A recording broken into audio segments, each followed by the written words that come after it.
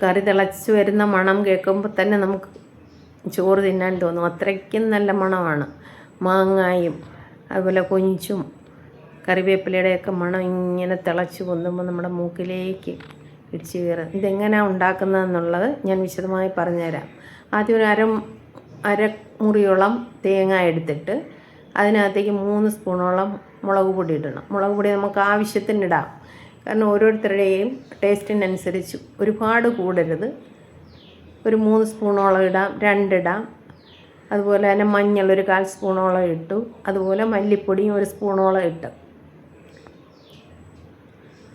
ഇതെല്ലാം കൂടെ പിന്നെ അതിനകത്തേക്ക് ഒരു അല്പം ഉലുവാപ്പൊടി. ഉലുവായും കൂടരുത്. ഉലുവ കൂടുമ്പോൾ നമുക്ക് കയ്പ്പ് ടേസ്റ്റ് ഉണ്ടാകും. ഇതൊരു മണത്തിന് വേണ്ടിയിട്ട് അങ്ങനെ ചേർക്കുന്നതാണ്.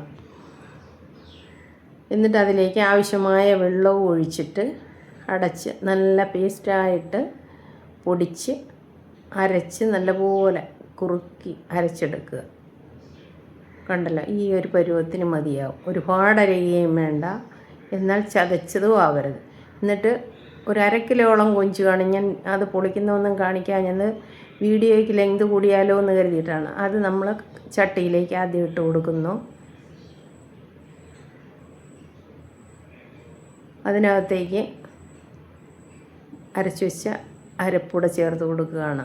അത് മിക്സി കഴുകിയ വെള്ളം കൂടെ നമുക്കതിനകത്ത് ചേർത്ത് കൊടുക്കാം. പിന്നെ കൊഞ്ചിന് വെള്ളമുള്ള ടൈപ്പ് ആയതുകൊണ്ട് ഒരുപാടാവരുത്. അത് പിന്നെ നമുക്ക് പറ്റാൻ വേണ്ടി ഒത്തിരി നേരം തീയത്തിട്ടേണ്ടി വരും. അപ്പം അത് കഴുകി അത് ഒഴിച്ചിട്ട് പിന്നെ മാങ്ങയാണ് ഇട്ട് കൊടുക്കുന്നത്. ഒരു 3/4 മുറിയോളം മാങ്ങ. ഒരു മാങ്ങ മൊത്തവും ചേർക്കണമെന്നില്ല. 3/4 തേങ്ങ മാങ്ങ ചേർക്കുക. എന്നിട്ട് 2-3 മുരിങ്ങയ്ക്ക അരിഞ്ഞത്, ഒരു 2 തക്കാളിയോളം എടുത്ത് അതും ചേർക്കുക. ആദ്യം മുരിങ്ങ ഇട്ട് കൊടുക്കുന്നു, പിന്നെ തക്കാളി ഇട്ട് കൊടുക്കുന്നു. അതിൽ 2 പച്ചമുളക് ചേർത്തിട്ടുണ്ടായിരുന്നു. അത് ഞാൻ വീഡിയോ എടുക്കാൻ വിട്ടുപോയതാണ്. പച്ചമുളകും ചേർക്കുക. പിന്നെ അതിലേക്ക് കറിവേപ്പില ചേർത്ത് കൊടുക്കുക. ഇപ്പോൾ ഇച്ചിരി വെള്ളക്കുറവ് പോലെ തോന്നുന്ന കാരണം ഞാൻ കുറച്ചുകൂടെ വെള്ളം അതിലേക്ക് ഒഴിച്ച് കൊടുക്കുകയാണ്. എങ്കിലും വെള്ളം കൂടാതിരിക്കാൻ ശ്രദ്ധിക്കണേ. കറിവേപ്പില കുറച്ചിട്ട് കൊടുക്കുന്നു. കുറച്ചുകൂടെ വെള്ളം ചേർത്ത്, കാരണം മാങ്ങയൊക്കെ വെന്ത് വരുമ്പോൾ അങ്ങ് കുറുകുമല്ലോ. അപ്പോൾ അതുകൊണ്ടാണ് ഇച്ചിരൂടെ ചേർത്തത്.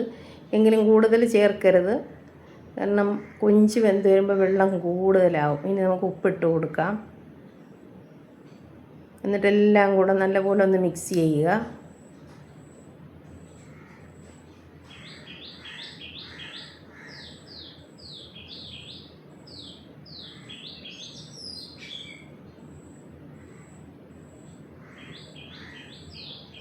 എന്നിട്ട് അടുപ്പിലേക്ക് വെച്ച് കൊടുക്കുക.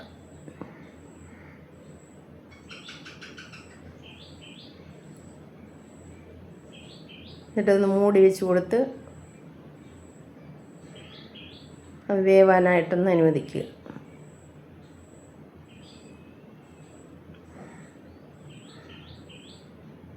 തിളച്ച് നല്ല മണമൊക്കെ വരുന്നുണ്ട്. ഒരുവിധം കറി വെന്തിട്ടുണ്ട്. തിളച്ച് അതിൻ്റെ വെള്ളമൊക്കെ ഒന്ന് വറ്റാനുള്ള അനുവാദം കൊടുക്കുക. അത് കഴിഞ്ഞിട്ട് നോക്കുക. നിങ്ങളൊന്ന് ചെയ്ത് നോക്കണേ, നല്ല ടേസ്റ്റാണ്.